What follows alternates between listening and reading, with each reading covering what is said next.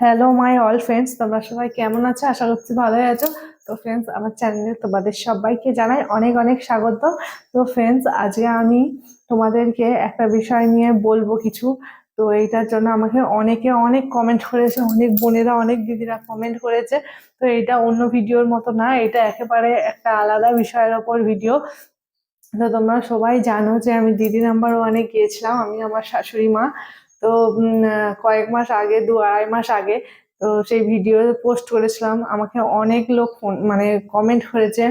অনেক বোনেরা অনেক দিদিরা কমেন্ট করেছে যে দিদি ভাই তুমি দিদি নাম্বার ওয়ানে কিভাবে গেলে, কিভাবে গেলে, মানে আমাদেরকে একটু বলো আমরা কিভাবে যেতে পারবো। তো এই ভিডিওতে আমি তোমাদেরকে সবটাই খুলে বলবো। তো সেই জন্যই আমি লিখে নিয়েছি যে এইখানে লিখেছি যে আমি কিভাবে দিদি নাম্বার ওয়ানে গেলাম, বা তোমরা কিভাবে যাবে, বা ওইখানে কি কি গিফট দেয়, বা গিফট গুলো দেয় কি ওরা নিয়ে নেয়, কি কত টাকা লাগে কি লাগে না, বা কোথায় হয় দিদি নাম্বার ওয়ান, আমি কোথায় অডিশন দিয়েছি, বা কিভাবে অডিশন নেওয়া হয়, তোমরা কিভাবে মানে যাবে, অডিশনে যাবে, বা তোমরা কিভাবে দিদি নাম্বার ওয়ানে যাবে। তো সবকিছুই তোমাদেরকে আজকে আমি এই ভিডিওতে বলবো। তো সেই জন্যই আমার ভিডিওটা একটুও না স্কিপ করে পুরোটাই অবশ্যই দেখতে থাকো, তাহলেই বুঝতে পারবে, না হলে কিন্তু তোমরা বুঝতে পারবে না। তো সেই জন্য আমি বলে দিলাম যে আমার ভিডিওটা স্কিপ না করে পুরোটাই অবশ্যই দেখতে হবে। তো চলো ফ্রেন্ডস, ভিডিওটা আজকের মতো শুরু করা যাক। তো প্রথমে আমি বলবো যে আমি কোথায় অডিশন দিয়েছিলাম। তো আমার বাড়ি হাওড়া জেলার শামপুর থানা। তো তোমরা সবাই জানো বা সবাই জানো না, তো মানে সবাই জেনে গেলে অনেকেই জিজ্ঞেস করেছে, আমি অনেক আগে ভিডিও দিয়েছিলাম যে আমার বাড়ি কোথায় বা আমার থানা কোথায়, সবই বলেছিলাম। তো আজকেও বলে দিলাম এই ভিডিওতে, আমার বাড়ি হাওড়া জেলার শামপুর থানা। তো আমি গিয়েছিলাম আমাদের এইখানে একটা বিডিও অফিসে। তো আমার আশেপাশে যে আমার ফ্যান্স ফলোয়ার্স আছে তারা চিনবে, সোসাইটি বিডিও অফিস। তো সেইখানেই আমি অডিশন দিয়েছিলাম, আমি আমার শাশুড়ি মা। তো আমরা শাশুড়ি বৌমা মিলে গিয়েছিলাম, তোমরা তো সবাই জানো যারা দেখেছো। তো আমরা ওইখানে অডিশন দিয়েছিলাম। তো অডিশন দেওয়াটা ঠিক আমরা জানতাম না, আমাদেরকে খবর দিয়েছিল বলতে হাঁকিয়ে গিয়েছিল বা ফেসবুকে ছেড়েছিল যে ওইখানে অডিশন হবে। তো আমরা তো ওইসব জানি না, ওইসব বিষয়ে কিছুই জানি না যে কি জিনিস, ওইসব কোনোদিনও ভাবিনি যে সত্যি যেতে পারবো। কিন্তু আমার বর জোর করেছিল, সত্যি কথা বলতে। তো আমার বরের জন্যই গিয়েছিলাম বলেই হয়তো আজকে যেতে পেরেছি ওই জায়গায়। তো আমার বরই জোর করে বলেছিল যে ওইখানে অডিশন হবে, তোমরা যাও, তোমরা শাশুড়ি বৌমাতে যাও। তো ও প্রথম থেকেই বলতো যে তোমরা অডিশন দিয়েছো ঠিক, তোমরা দেখবে সিলেক্ট হবেই, মানে ওর মন বলতো। কিন্তু আমি সত্যি কথা বলতে আমি কোনোদিনও একদিনের জন্য ভাবিনি যে সত্যি আমি দিদি নাম্বার ওয়ানে যেতে পারবো কোনোদিন। জাস্ট অডিশন দিয়েছিলাম। তো তোমাদেরকে একটা হয়তো তোমরা আমার ভিডিওতে দেখবে, আগের ভিডিওগুলো মানে এই ব্লগ ভিডিওতেই আমি একটু পোস্ট করেছিলাম ছোট করে, 1 মিনিট কি 1 মিনিটের একটু বেশি ভিডিও, যে আজকে এসেছি দিদি নাম্বার ওয়ান অডিশনে, কিন্তু যে এসেছি বলেই যে সিলেক্ট হব সেটা কোনো কথা নেই। কিন্তু অডিশন দিতে লজ্জা কিসের, ভয় কিসের। তো একটা একটা পোস্ট করেছিলাম, তো সেই পোস্টটা দেখে আমার বুঝতেই পারবে যে কোনোদিনও আশাই করিনি যে সত্যি আমি যেতে পারবো বা দিদি নাম্বার ওয়ান থেকে ডাকবে। তো জানি না, তাদের হয়তো ভালো লেগেছে আমাদের গল্পটা, তাই তারা দেখেছে। তো পুরোপুরি ডিপেন্ডস করে যারা অডিশন নিতে আসবে তাদের ওপর। তো তোমাকে আমরা যেখানে অডিশন দিয়েছিলাম, তো সেইখানে হাজার হাজার লোক অডিশন দিয়েছিল, 1,500-2,000 লোক অডিশন দিয়েছিল। তো ওদের মানে ওরা অডিশন নেবে, তো অনেক লোকই আসে, 3-4 জন মতো আসে অডিশন নিতে। নাহলে তো অত লোকের বুঝতেই পারছো, একদম সেই সকাল থেকে বিকেল 4টে 5টা পর্যন্ত হয়েছে। তো আমরা শেষের দিকেই গিয়েছিলাম, মানে অতটাও এভাবে যায়নি যে অডিশন দিচ্ছি বলে যে আমাদেরকে ডাকবে ওইসব, মানে ভেবে যায়নি। মানে যাওয়ার কোনো ইচ্ছা ছিল না, তবু আমার বর জোর জবরদস্তি করতে মানে গিয়েছিলাম। তা গিয়েছিলাম সকাল 9টা থেকে, অডিশনটা হচ্ছিল 9টা 10টা থেকে। আমরা গিয়েছিলাম একেবারে 2টো 3টের দিকে, মানে শেষের দিকে, মানে কোনো জেদ ছিল না যাকে বলতে পারো, জাস্ট গিয়েছিলাম আর কি। তো সেইখানে অডিশন, অনেক লাইন টাইন দেওয়ার পর একটা ফর্ম দেবে, ফর্মটা ফিল আপ করে জমা দিতে হবে।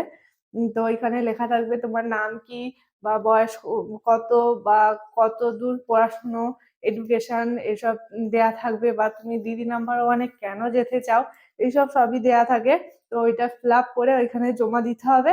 মানে যখন তোমার অডিশনটা নেবে লাইন দেওয়ার পর আর কি, তখন ওই ফর্মটা জমা নেবে আর তোমাকে কিছু জিজ্ঞাসা করবে যে তোমার নাম কি বা কিছু, মানে ওরা জিজ্ঞেস করবে, আমি সেটা কি করে বলবো বলো, সবাইকে তো আর সমান জিজ্ঞেস করে না। আর আমাকে জিজ্ঞেস করেছিল যে তোমার নাম কি বা তোমরা দুজনে শাশুড়ি বৌমা কিভাবে হলো, এইসব আর কি বলেছিলাম যেটা হয়। তো সবাইকে সব জিজ্ঞেস করে না, তোমাদেরকে তো বললাম। তো ওরা অডিশন নেওয়ার পর বলবে যে সবাইকে একই কথাই বলছে যে হ্যাঁ পরে জানাবো পরে জানাবো। আমরা জানি হ্যাঁ পরে জানাবে, ওইটা জাস্ট তার বলার কর্তব্য, সে সবাইকেই বলে যে, কিন্তু কোনোদিনও ভাবিনি যে সত্যি আমাদেরকেই ডাকবে। এত মানে এতজন যে অডিশন দিয়েছিল, 1000 2000 লোক, যে তার মধ্যে আমরাই সিলেক্ট হব, আমাদেরকেই ডাকবে, কোনোদিনই ভাবিনি। তো যাই হোক, এইভাবে অডিশন দিয়েছিলাম, আমাদের এখানে অডিশন হয়েছিল। তো তোমরা কিভাবে যাবে? তো বন্ধুরা, তোমাদের আশেপাশের যেখানেই তোমার মানে শুনবে যে দিদি নাম্বার 1 অডিশন হচ্ছে, তো সেইখানেই না দেরি করে চলে যাবে। তো দিলেই যে মানে সিলেক্ট হতে হবে সেটার কোনো মানে নেই। তো হয়ে যেতেও তো পারো, মানে তোমাদেরকে তো ডাকতেও পারে, সিলেক্ট তো হয়ে যেতেও পারো।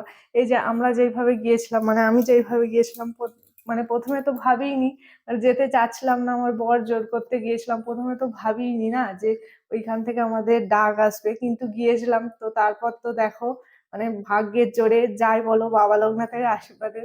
তো তোমরা অনেকেই জানো যে আমাদের বাড়িতে লোকনাথ বাবার মন্দির আছে, আমরা লোকনাথ বাবার ভক্ত, হয়তো বাবার আশীর্বাদে আজকে হয়েছে, না হলে হতো না। অবশ্যই বাবাকে অবশ্যই দরকার, তো বাবা চাইলে সবকিছুই হয়। তো যাই হোক, ওইসব আমি বলতে যাচ্ছি না আর কিছু। তো তোমাদেরকে বলছি তোমরা কিভাবে যাবে। তো তোমরা আমাকে অনেকে প্রশ্ন করছো যে যে দিদি কিভাবে যাব কিভাবে যাব। তো তোমরা দেখো, তোমাদের আশেপাশে যেখানেই অডিশন হবে শুনবে, তো সেইখানে অবশ্যই যাবে। আর বললাম যে এরকম ভাবে প্রশ্ন টশ্ন করবে, তোমরা অডিশন দেবে। আর অনেকেই প্রশ্ন করেছো যে দিদি ওইখানে আর কি কি গিফট পেলাম, এটা তো তোমরা জানো যারা দিদি নাম্বার 1 মানে দেখেছো, মানে আমাদের নাম্বার 1 খেলাটা দেখেছো, তো দেখেইছো যে কি কি মানে গিফট দিয়েছে। তো অনেকেই প্রশ্ন করেছে যে দিদি ওই গিফট গুলো কি তোমাদেরকে দেয় না ওরা নিয়ে নেয়। তো দেখো, এইটা অনেকে শোনা, আমার বড় যেটা বলতো আগে যে যা গিফট দেয় ওরা সব নিয়ে নেবে, মানে ওদেরকে বলতো আর কি যে যা গিফট দেবে নিয়ে নেবে, কি টাকা নেবে। কিন্তু না, গিফট গুলো একেবারেই তুমি যাই পাও, যত টাকারই জিনিস পাও তোমাদেরকে দেবে। আর ওইখানে যখন যাবে, মানে তোমাদেরকে কল করবে, তোমাদেরকে সবকিছু ওরা বলে দেবে কোথায় যাবে বা কি। আমিও সেটা তোমাদেরকে অবশ্যই বলছি, যেহেতু আমি গিয়েছিলাম, যেহেতু যতটুকু জানি তোমাদেরকে সবটাই বলবো, যাতে তোমরা যেতে পারো।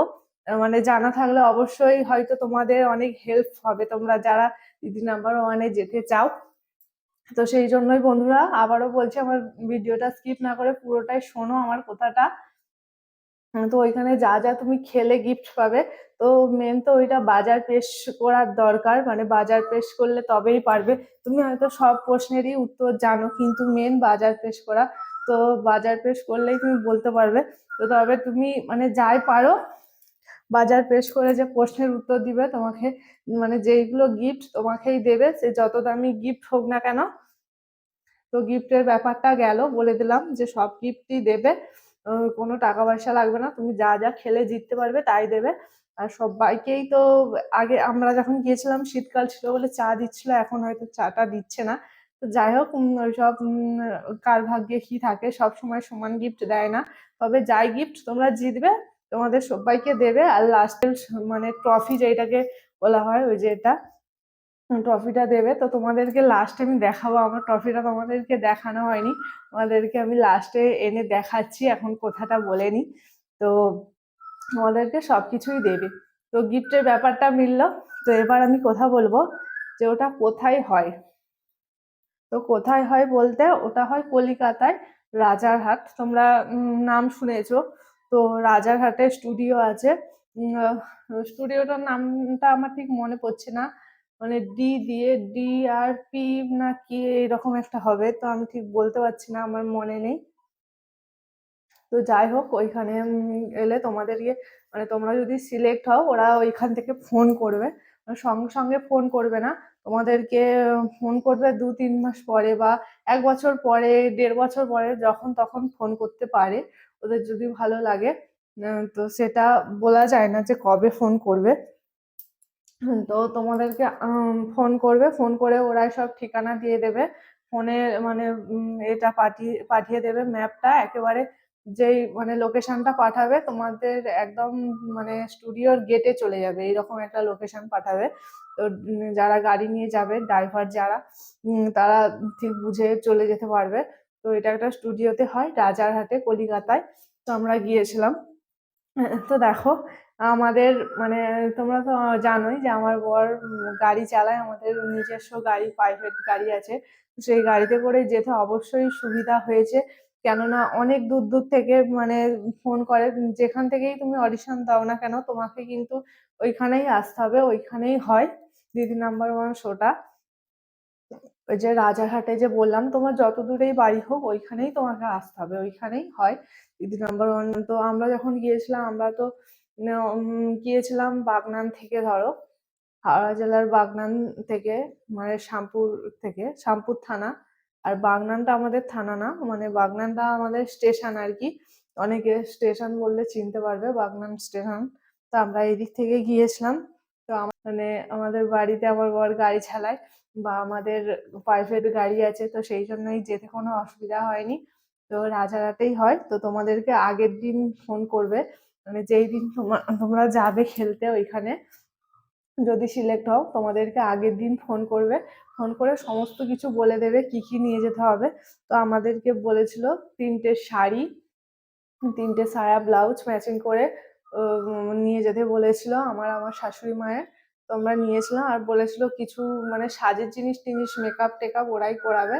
তো কিছু সেট, গলার সেট, বা হাতের চুড়ি টুড়ি যে সমস্ত হয় আর কি টুকটাক, তো সেইগুলোই তোমাদেরকে নিয়ে যেতে বলবে। তো ফ্রেন্ডস আমার সাথে মানে যেটা হয়েছিল, আমি যেটা জানি তোমাদেরকে সবটাই খুলে বলছি, যাতে তোমরা যেতে পারো, মানে যাতে তোমাদের যখন যাবে কোনো অসুবিধা না হয়, আগে থেকে জেনে রাখলে অবশ্যই হয়তো হেল্পফুল হবে তোমাদের জন্য। তো আমার ছেলেটা আবার ডাকছে, যাই একটু দেখে আসি, পরে আবার কথা বলছি। বলছিলাম, তো শাড়ি, চুড়ি, গলার সেট, তো এসবই নিয়ে যেতে হবে। কিন্তু পুরো মুখের মেকআপ বলো তারাই সেইখানেই করে দেবে। তো ওইসব নিয়ে কোনো সমস্যা হবে না, তুমি সেইখানে একবার পৌঁছে গেলে তারাই তোমাকে ডেকে খাওয়াবে দাওয়াবে, সবকিছুই করাবে। তো খুবই সুন্দর, খুবই ভালো ব্যবহার, কোনো খারাপ ব্যবহার পাবে না। তো আমরা গিয়েছিলাম, যে মানে যেটুকু দেখেছি সেটুকুই বলছি। তো তোমাদেরকে পুরোটাই আমি খুলে বলছি, ভিডিওটা হয়তো বড় হচ্ছে ঠিকই, কিন্তু তোমাদেরকে আমি পুরোটাই খুলে বলছি, যে মানে যাতে তোমরা যখন যাবে তো তোমাদের কোনো অসুবিধা না হয়, বা তোমরা মানে ভয় না পেয়ে যাও, তো তোমরা নার্ভাস না ফিল করো। তো সেই জন্য আমি তোমাদেরকে আগে থেকেই সবকিছু খুলে মেলে বলে দিচ্ছি, যাতে তোমাদের অসুবিধা না হয়। তো ফ্রেন্ডস এবার তোমাদেরকে আমি বলবো, অনেকের এইটা প্রশ্ন করেছো যে দিদি নাম্বার ওয়ানে যেতে কত টাকা লাগে, বা কি। তো ফ্রেন্ডস তোমাদের কি মনে হয় যে কত টাকা লাগতে পারে, বলতে পারবে? কত টাকা বলো তো, তোমরা গেস করছো তো, সবাই কমেন্ট করে জানাও যে কত টাকা লাগতে পারে।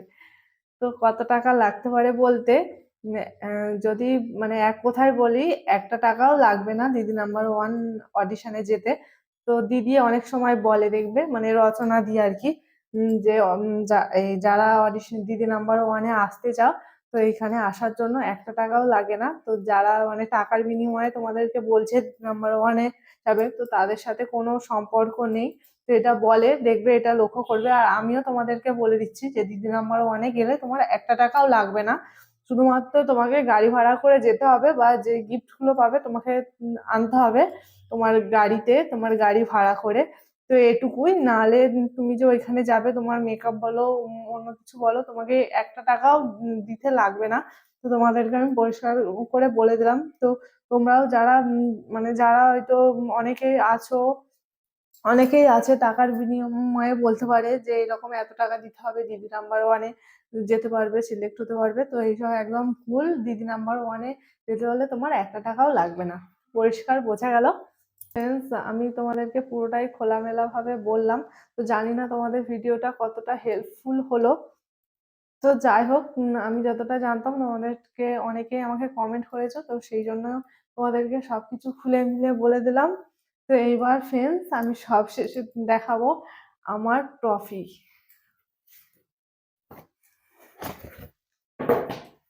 এই যে দেখো, দেখতে পাচ্ছ, জি বাংলা দিদি নাম্বার 1 সিজন 9। তো আমি উইনার হইনি। তো উইনার উইনার তো একজনই হয়, তাই না? তো মানে অত দূরে যে গেছি, তো এটাই অনেক, এর চেয়ে বড় আর কিছু হতে পারে না। তো যাই বলো, যা হয়েছে আমার বাবা লোকনাথের জন্যই। তো বাবার আশীর্বাদে, তো বাবা ছাড়া আমরা কিছুই জানি না, বাবাই আমাদের সব। যে দেখো, দেখা যাচ্ছে, এই যে দেখো লেখা আছে। তো উল্টো দেখে দেখাচ্ছে ঠিকই, কিন্তু তবু বুঝতে পারবে, এই যে লেখা জি বাংলা দিদি নাম্বার 1। তো আমি উইনার হইনি, তো সেই জন্যই লেখা আছে পার্টিসিপেন্ট। আর যারা দিদি নাম্বার 1 হয়েছে তাদের লেখা থাকবে উইনার। তো পার্টিসিপেন্টের জায়গায় তাদের লেখা থাকবে উইনার, আর তাদের ট্রফিটা একটু বড় আছে হয়তো।